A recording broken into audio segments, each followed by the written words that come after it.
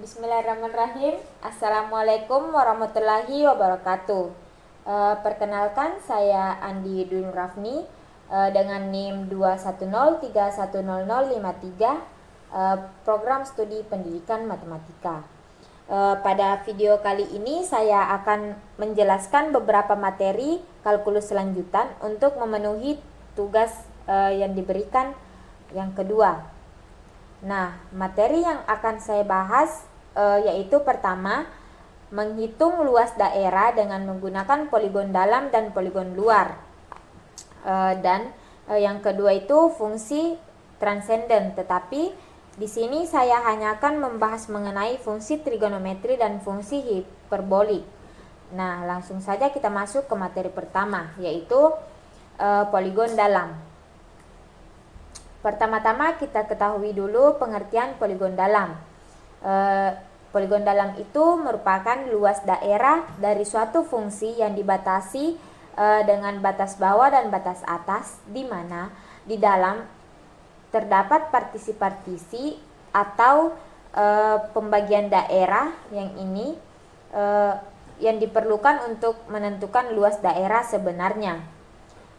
Dapat dikatakan bahwa N yang ini, N itu banyak partisi menuju tak hingga.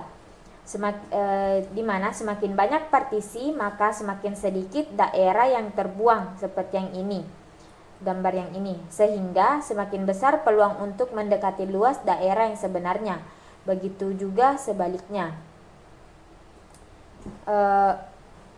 Di sini ada lingkaran. Nah, ini tuh menurut Archimedes, kurang lebih 2000 tahun yang silam.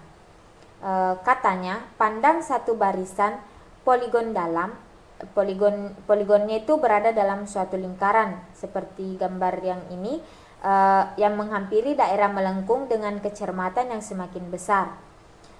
Nah, luas daerah bidang menurut Archimedes, di mana kurang lebih 2000 tahun yang lalu itu APN lebih kecil sama dengan luas lingkaran, sehingga limit N menuju tak hingga APN sama dengan Pi kecil sama dengan luas lingkaran. Nah, gambar diagram yang ini itu luas menurut poligon dalam. Nah, kita masuk ke luas menurut poligon dalam. Pandang daerah R yang ini dibatasi oleh parabol y fx sama dengan x kuadrat dengan yang berada di sumbu x dengan garis tegaknya itu x sama dengan 2 yang ini. Kita acu R sebagai daerah di bawah kurva y sama dengan x kuadrat di antara x sama dengan 0 dan x sama dengan 2. Nah, tujuannya itu untuk menghitung luas AR. Partisikan selang interval 0,2 menjadi N selang bagian seperti di gambar sebelumnya. Di antara x sama dengan 0 dengan panjang x sama dengan 2 per N, memakai titik yang ini. Jadi x0 nya itu sama dengan 0 dikali delta x menghasilkan 0. Nah, x1 nya sama dengan 1 dikali delta x, di mana delta x nya itu 2 per N, berarti 1 kali 2 per N. Nah, dengan cara yang sama untuk langkah yang selanjutnya, sampai xn sama dengan N kali delta x, delta x nya itu 2 per N, berarti N kali 2 per N sama dengan 2. Nah, pandang persegi panjang dengan alas xi dikurang 1 yang ini, 1, dan tinggi yang ini fxi dikurang 1 sama dengan xi kuadrat dikurang 1. Luasnya adalah yang ini, fxi dikurang 1 delta x. Gabungan Rn dari semua persegi panjang yang ini membentuk poligon dalam. Nah, luas A Rn-nya dapat dihitung menggunakan rumus yang ini. Sekarang kita substitusikan ke rumusnya, menghasilkan 8 per N pangkat 3 kali I kuadrat, berasal dari sini. Nah, substitusikan lagi, kita ganti I-nya dengan yang kita misalkan tadi, N-nya itu atau I-nya itu mulai dari 1 sampai N. Berarti I-nya itu diganti 0. Makanya di sini 0 pangkat 2, di sini 1 pangkat 2, di sini 2 pangkat 2 sampai N kurang 1 pangkat 2. Kita operasikan, ini dikali masuk, ini ditukarkan, sehingga menghasilkan 8 per 3 dikurang 4 per N ditambah 4 per 3 N kuadrat. Jadi dapat disimpulkan ARN sama dengan limit N menuju tak hingga, ARN sama dengan limit N menuju tak hingga dikali 8 per 3 dikurang 4 per N ditambah 4 per 3 N kuadrat. Nah, diagram-diagram pada gambar di samping ini akan membantu Anda membayangkan apa yang terjadi bila mana N-nya semakin membesar. Seperti yang saya jelaskan tadi, jika N-nya semakin besar mendekati tak hingga, maka luas dari seluruh poligon akan sama dengan luas R. Nah, kita masuk ke contoh poligon dalam. Perhatikan daerah yang dibatasi oleh fx sama dengan x kuadrat yang ini, yang berada di sumbu x dengan garis x sama dengan 1 dan garis x sama dengan 3. Kita misalkan luas daerah yang ini tuh K. Nah, luas ini akan dihampiri dengan poligon-poligon dalam. Kemudian partisikan interval 1,3 dengan atas N bagian yang ini itu sama lebar. Nah, lebar tiap sub intervalnya itu delta X sama dengan 3. Yang ini 3 dikurang 1 per N, jadi 2 per N. Delta X-nya itu 2 per N. Kita bisa masukkan atau substitusikan ke rumus yang ini. Nah, LTN-nya itu fx0 delta x ditambah fx1 delta x ditambah fx2 delta x ditambah sampai seterusnya di fxn kurang 1 delta x. Kita sigmakan, kemudian disubstitusikan. Nah, menghasilkan limit n menuju tak hingga LTN-nya itu sama dengan 26 per 3. Nah, jelas bahwa LTN-nya itu lebih kecil sama dengan K, sehingga limit N menuju tak hingganya itu 26 per 3.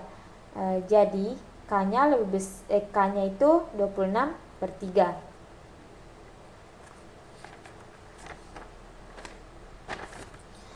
Kita masuk ke poligon luar.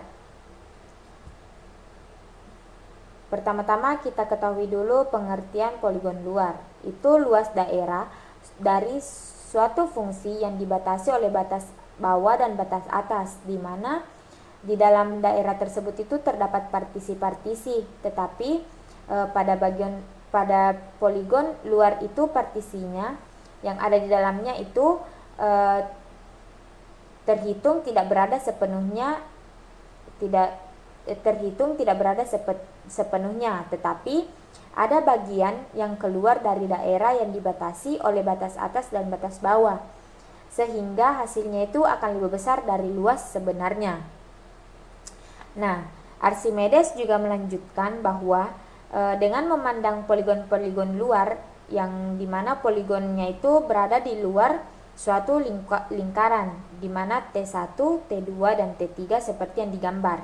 Nah, kita akan memperoleh nilai yang sama untuk luas lingkaran radius 1, yaitu pi-nya 3,14. Tidak peduli apakah kita memakai poligon dalam atau poligon luar.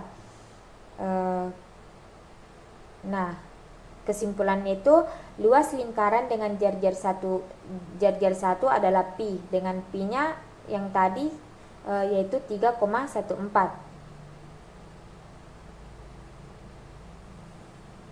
Nah, luas menurut poligon luar.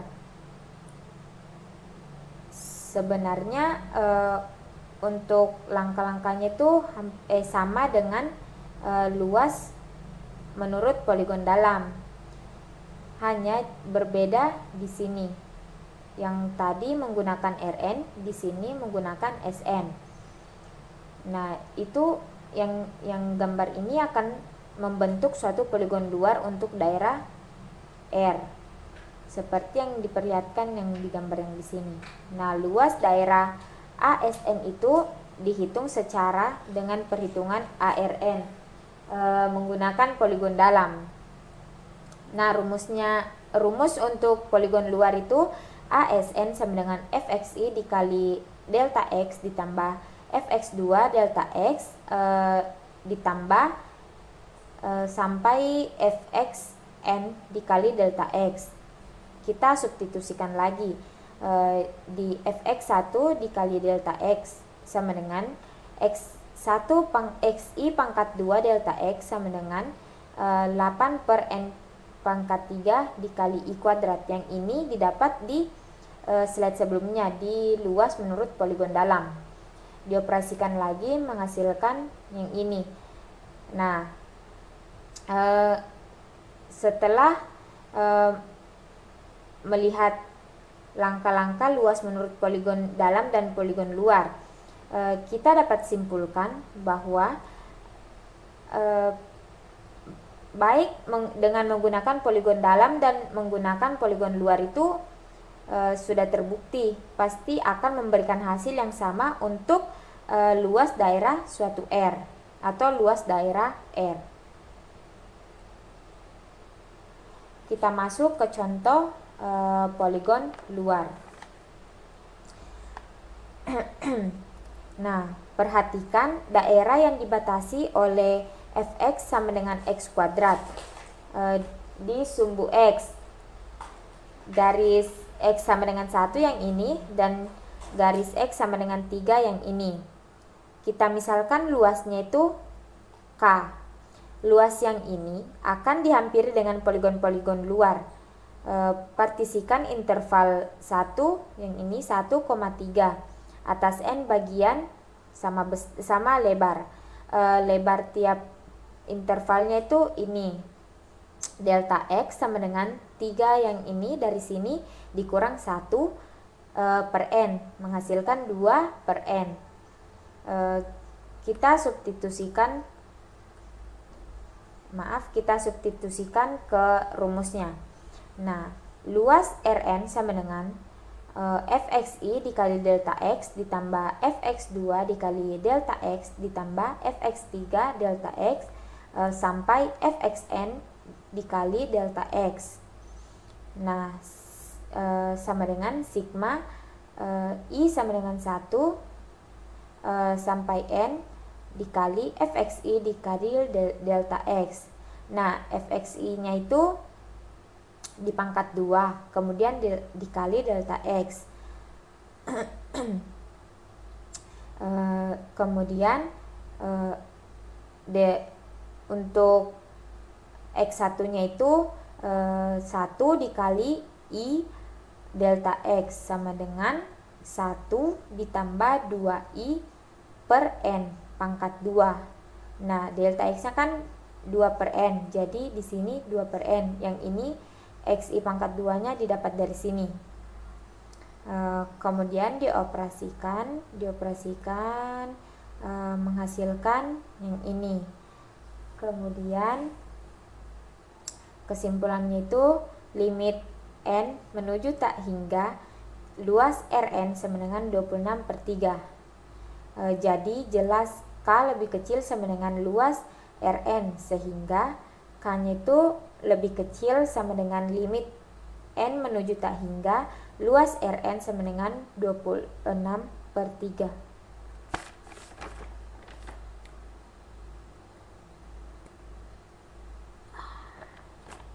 Nah, kita melangkah ke materi yang ketiga, yaitu fungsi inverse atau fungsi trigonometri. Nah, pertama-tama kita ketahui dulu pengertian fungsi trigonometri dan inversnya. Nah, fungsi trigonometri sendiri itu adalah suatu fungsi yang grafiknya terdiri atas bukit dan lembah yang ini seperti di gambar, yang berulang secara terus-menerus dalam periode tertentu.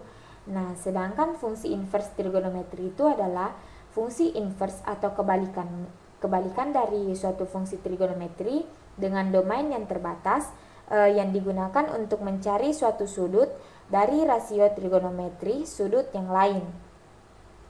Nah, agar suatu fungsi trigonometri mempunyai inverse, maka domain atau daerah asalnya itu perlu dibatasi untuk menjamin bahwa fungsi trigonometri tersebut benar-benar mempunyai inverse.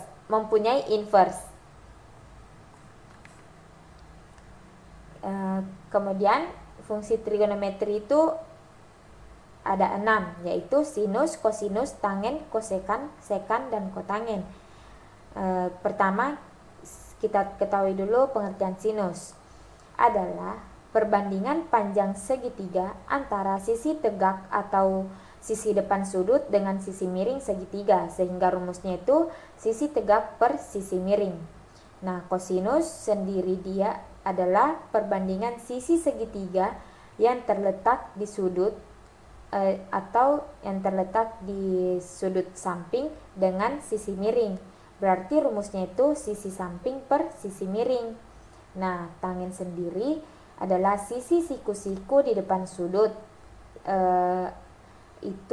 Itu dibagi dengan sisi siku-siku yang berdampingan dengan sudut itu. Berarti rumusnya sisi depan atau sisi tegak per sisi samping. Nah, kosekan sendiri itu kebalikan dari sinus. Berarti rumusnya sisi miring per sisi tegak atau sisi depan.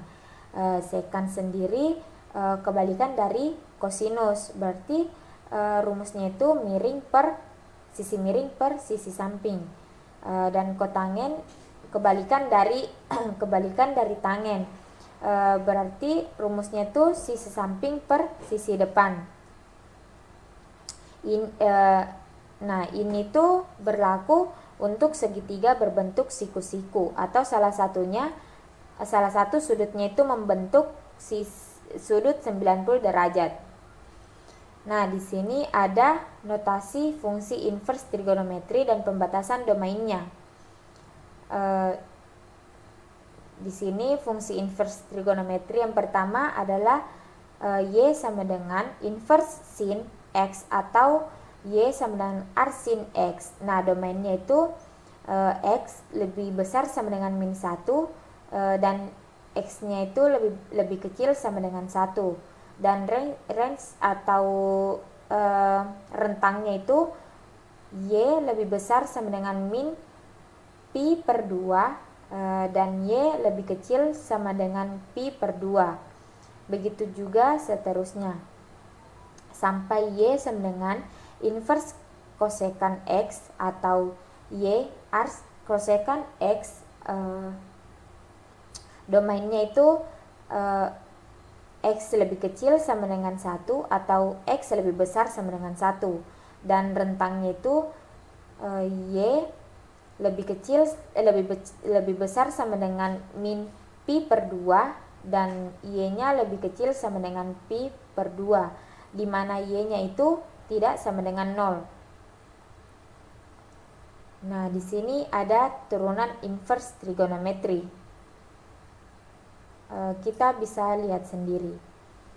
Di sini saya tidak akan menjelaskan karena pada slide selanjutnya itu ada pembuktian atau turunan inverse-nya. Nah, yang pertama turunan inverse sinus. Misalkan kita mempunyai fungsi inverse sinus yaitu Y sama dengan inverse sin X atau Y sama dengan arsin X. Dan kita ingin mencari turunan pertama dari fungsi inverse ini. Berarti kita operasikan seperti ini. Y sama dengan inverse sin X jika dan hanya jika X sama dengan sin Y. Nah, turunannya dx per dy sama dengan turunan dari sin itu cos, berarti cos Y. Kemudian dy sama dengan dx. Ini tuh juga turunannya, berarti sama dengan seper cos Y. Nah, dy per dx sama dengan 1 per akar cos kuadrat Y sama dengan sama halnya dengan 1 per akar 1 dikurang sin kuadrat Y. Berarti dy per dx nya itu 1 per akar 1 dikurang x kuadrat, dimana x nya itu tidak sama dengan min 1 atau tidak sama dengan positif 1. Jadi turunan pertama dari Y sama dengan R sin X atau Y sama dengan inverse sin X adalah D per dx inverse sin X sama dengan 1 per akar 1 dikurang X kuadrat. Nah, yang kedua turunan inverse cosinus. Sama halnya dengan yang tadi, tetapi yang berbeda adalah turunannya. Di sini turunan cos itu kan min sin. Berarti dy per dx nya itu sama dengan 1 per sin y. Kemudian dioperasikan lagi jadi min 1 per akar sin kuadrat y. Sama halnya dengan 1 per akar 1 kurang cos kuadrat y. Jadi dy per dx nya itu sama dengan minus 1 per akar 1 dikurang x kuadrat, dimana x nya itu tidak sama dengan minus 1 dan positif 1. Jadi turunan pertama dari y sama dengan r cos x atau y sama dengan inverse cos x adalah d per dx inverse cos x sama dengan minus 1 per akar 1 dikurang x kuadrat, dimana x nya itu tidak sama dengan min 1 atau tidak sama dengan positif 1. Nah, di sini ada lagi turunan inverse tangen. Sama seperti tadi, yang berbeda adalah turunannya. Turunan tangen itu kan sekan kuadrat y. Berarti dy per dx sama dengan tangen kuadrat yang ini yang sekan kuadrat y nya itu sama halnya dengan tangen kuadrat y ditambah 1. Berarti dy per dx sama dengan x kuadrat ditambah 1. Kemudian dibalik, berarti 1 menjadi 1 per x kuadrat ditambah 1, dimana x nya lebih besar sama dengan min tak hingga dan x nya lebih kecil sama dengan tak hingga. Jadi turunan pertama dari y arctan x atau y inverse tangen x adalah d per dx inverse tangen x sama dengan 1 per x kuadrat ditambah 1. Syaratnya sama dengan tadi.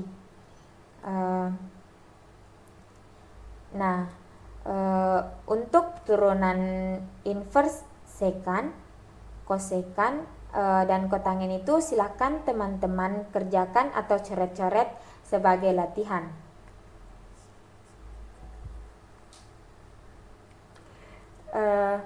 Kemudian di sini kita masuk di materi keempat, yaitu fungsi hiperbolik. Nah, kita ketahui dulu pengertian dari fungsi hiperbolik, yaitu salah satu hasil kombinasi dari fungsi-fungsi eksponen. Nah, fungsi hiperbolik itu memiliki rumus. Selain itu, dia juga memiliki inverse serta turunan, anti turunan fungsi hiperbolik dan inversenya. Nah, yang ini tuh adalah contoh gambar grafik dari fungsi hiperbolik.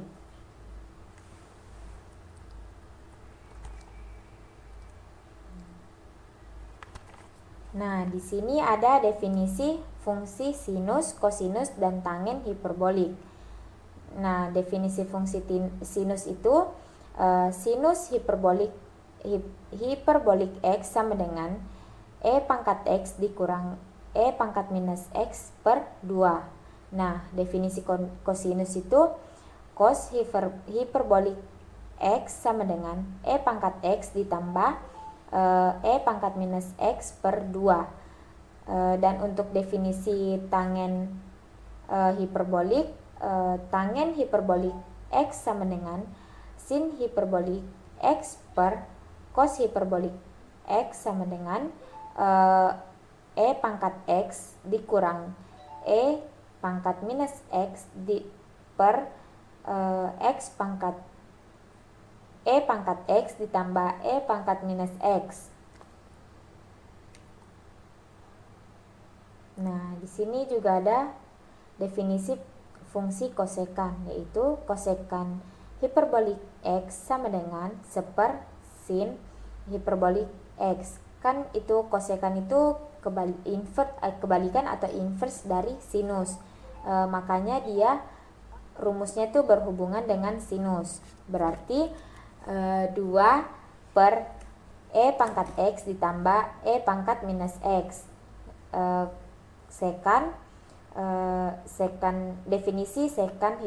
Definisi fungsi sekan hiperbolik, yaitu sekan hiperbolik X sama dengan seper cos hiperbolik X.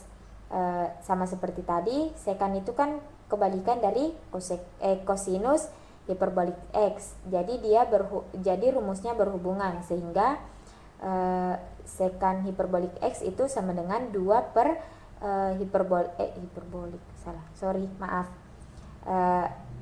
E pangkat X dikurang E pangkat minus X. Dan definisi kotangen hiperbolik juga itu sama dengan kotangen hiperbolik X sama dengan cos hiperbolik X per sinus hiperbolik X. Ini tuh tadi rumus dari definisi tangen hiperbolik. Ini kan dia kebalikan dari tangen, jadi berhubungan, hanya terbalik posisi cos dan sinusnya. Nah, kita melangkah ke identitas fungsi hiperbolik. Cos hiperbolik kuadrat X dikurang sin hiperbolik kuadrat X itu dia sama dengan 1.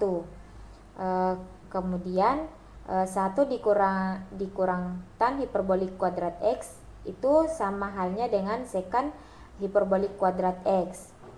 Nah, cos hiperbolik X ditambah sin hiperbolik X itu sama dengan E pangkat X atau eksponen pangkat X. Nah, cos hiperbolik X dikurang sin hiperbolik X sama dengan E pangkat minus X. Kemudian yang ini cos hiperbolik min X, dia itu sama dengan minus cos hiperbolik X.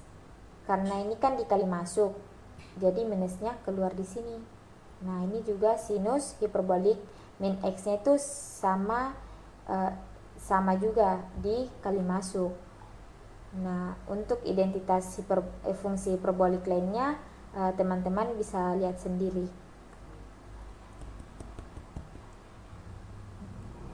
Ini juga sama untuk identitas fungsi hiperbolik. Teman-teman bisa melihat sendiri. Ini tuh semuanya saling berhubungan.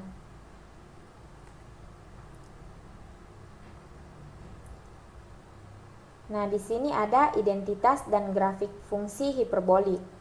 Nah, sinus hiperbolik 1/2 X sama dengan plus minus akar 1/2 kosekan kosinus hiperbolik X dikurang 1. Maksudnya itu ini bisa jadi positif akar 1/2 kosinus hiperbolik X dikurang 1 atau minus akar 1/2 kosinus hiperbolik X dikurang 1. Nah, untuk grafiknya itu yang ini. yang berwarna merah, garis yang berwarna merah. Nah, di sini ada sinus hiperbolik X ditambah sinus hiperbolik Y sama dengan 2 sinus hiperbolik X ditambah Y per 2 kosinus X dikurang Y per 2. Nah, untuk gambarnya, untuk di grafiknya itu yang ini, yang warna hijau. Nah, di sini ada lagi kosinus hiperbolik X ditambah kosinus hiperbolik Y sama dengan 2 kosinus hiperbolik X ditambah Y per 2 dikali kosinus hiperbolik X dikurang Y per 2.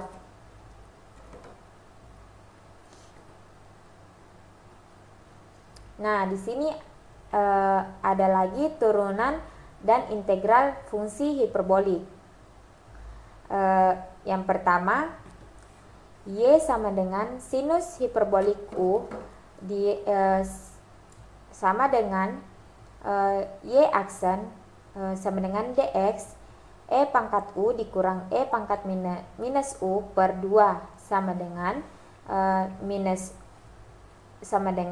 E pangkat U ditambah E pangkat minus U per 2 dikali U absen sama dengan kosinus hiperbolik U dikali U absen. Nah, jadi kesimpulannya itu integralnya kosinus hiperbolik U du sama dengan sinus hiperbolik U ditambah C. Nah, yang kedua, Y sama dengan kosinus hiperbolik U,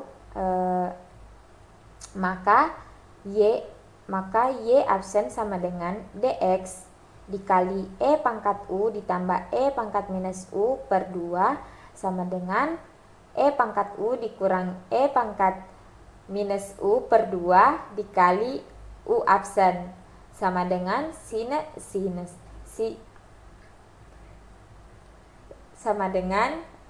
sinus hiperbolik U dikali U absen.